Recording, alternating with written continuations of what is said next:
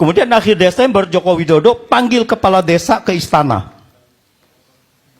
Manggil, dikumpulkan kepala desa ke istana. 24 Januari 2024 Joko Widodo mengatakan presiden boleh kampanye dan memihak di pangkalan dan memihak dikatakan di pangkalan TNI Angkatan Udara Halim, dan katanya ASN boleh juga berpihak. Nah, sekarang kita masuk kepada politik uangnya, kepada bansos. Undang-Undang APBN 2024 itu diundangkan pada 16 Oktober 2023. 16 Oktober 2023. Jadi Undang-Undang APBN 2024 itu sudah diset, sudah ditetapkan. 16 Oktober 2023 ini terjadi nepotisme di mana Paman Usman mengabulkan permohonan uji materi tadi supaya Gibran bisa menjadi cawapres. 25 Oktober tadi Gibran sudah mendaftar. Kemudian setelah Gibran menjadi calon wakil presiden, Joko Widodo mengatakan di rapat kabinet 6 November 2023 memutuskan memperpanjang bantuan sosial yang seharusnya berakhir pada November 2023. Apa artinya? Artinya bahwa Presiden mengatakan memperpanjang, artinya anggaran itu belum ada. Karena undang-undangnya sudah ditetapkan. Berarti anggaran untuk bansos tadi belum ada. Lalu kemudian bantuan sosial ini terdiri dari ada 5 hal ya.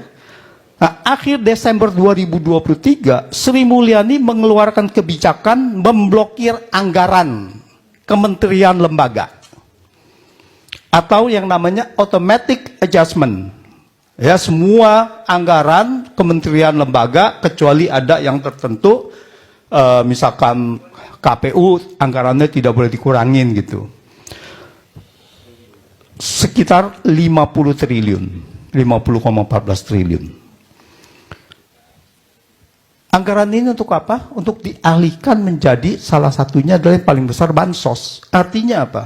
Artinya bansos itu tidak ada anggarannya. Bukan anggaran dari Kementerian Sosial. Nah, di sini melanggar undang-undang APBN, karena undang-undang APBN itu terinci dari unit organisasi dan sebagainya itu, fungsi dan program, tetapi kemudian diabaikan. Cikal bakal awalnya terjadi automatic adjustment, ini adalah pada saat pandemi 2022. Pada saat pandemi memang dibolehkan untuk realokasi anggaran.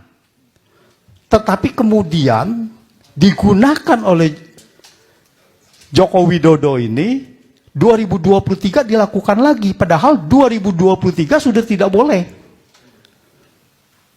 Karena sudah tidak masuk di dalam yang Perpu tadi, Perpu untuk Corona itu. Ya. Undang-Undang nomor 2 jadinya. Nah, 2024 dilakukan lagi. Nah, di sini kenapa bisa dilakukan pelanggaran-pelanggaran ini? Karena civil society-nya tidak berjalan, karena DPR-nya tidak berjalan. Nah, sekarang DPR mau bergerak dengan hak angket, ini harus kita dorong. Supaya memang bahwa fungsi DPR yang mengawasi anggaran, ini bisa berjalan kembali gitu, bisa berfungsi secara normal lagi. Nah, di sini dilihat lagi, akhir Januari, pada tanggal 29 Januari, Menko Erlangga mengumumkan, pemerintah memutuskan memberi bantuan sosial baru, berarti belum ada anggarannya, tetapi diputuskan aja gitu, dalam bentuk BLT senilai 11,2 triliun. Untuk Januari, Februari, Maret 2024 dan dibayar sekaligus pada bulan Februari. Jadi dirapel yang Januari juga, yang udah lewat juga dirapel gitu. Padahal untuk di Februari dan Maret dirapel, dibayar sekaligus gitu. Jadi kalau kita fokus kepada hak angket tadi, kalau hak angket ini kan bisa kemana-mana.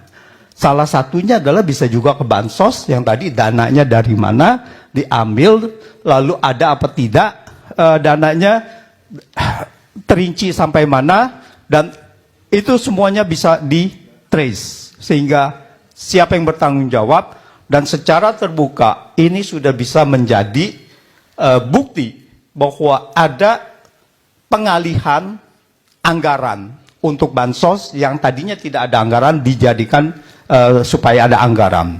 Dan ini pernyataan-pernyataan Sri Mulyani sangat serius. Kalau didalami di sini saya lihat ada terjadi pelanggaran di dalam Undang-Undang APBN.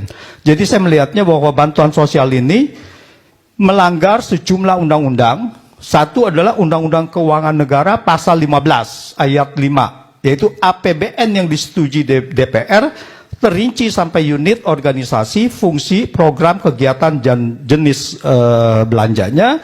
Dan Undang-Undang APBN yang sudah disetujui DPR tidak boleh diubah pihak manapun, termasuk oleh Presiden, tanpa persetujuan DPR melalui mekanisme perubahan APBN. Undang-Undang Nomor 28 tahun 1999 tentang penyelenggaraan negara yang bersih dan bebas KKN. Pasal 5 dan ayat 4 mengatakan setiap penyelenggara negara wajib untuk tidak melakukan korupsi, kolusi, dan nepotisme. Yang dimaksud dengan nepotisme adalah setiap perbuatan penyelenggara negara secara melawan hukum yang menguntungkan kepentingan keluarganya dan kroninya di atas kepentingan masyarakat, bangsa, dan negara. Dalam hal ini, bantuan sosial yang diberikan oleh Joko Widodo merugikan keuangan negara untuk anaknya sebagai cawapres. Dan Undang-Undang Nomor 31 tahun 99 tentang pemberantasan korupsi, di mana di sini adalah menguntungkan, menyalahgunakan kekuasaannya, menguntungkan pihak lain, yaitu dan pihak keluarganya. Jadi saya rasa ini sangat serius di dalam Undang-Undang Keuangan, di dalam APBN ini, dan ini harus diusut tuntas. Demikian Mas Heru. Oke, terima kasih. Kita